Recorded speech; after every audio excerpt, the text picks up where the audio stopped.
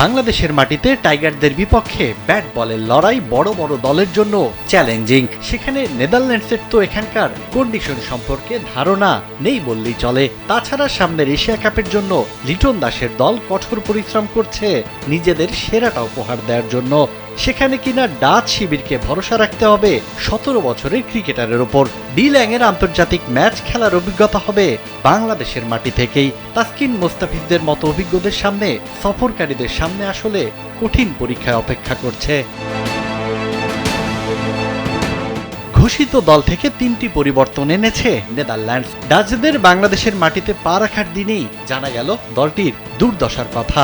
D ল্যাংয়ের সঙ্গে দলে ঢুকেছেন pacer Sebastian brat এবং অলরাউন্ডার সিকান্দার জুলফিকার।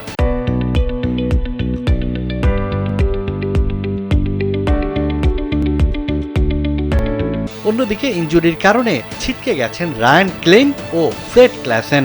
ব্যক্তিগত কারণে দল থেকে সরে দাঁড়িয়েছেন সাকিব জুলফিকার। সেড্রিক ডি ল্যাংয়ে, যিনি নিয়মিত ভালো পারফরমেন্স করে আসছিলেন অনূর্ধ্ব-19 ও ঘরোয়া টি-20 ক্রিকেটে, ডাচ জার্সিতে খেলেন অনূর্ধ্ব-12 দল থেকেই। ওপেনিংয়ে ব্যাট করার পাশাপাশি লেগ স্পিনটাও করতে পারেন।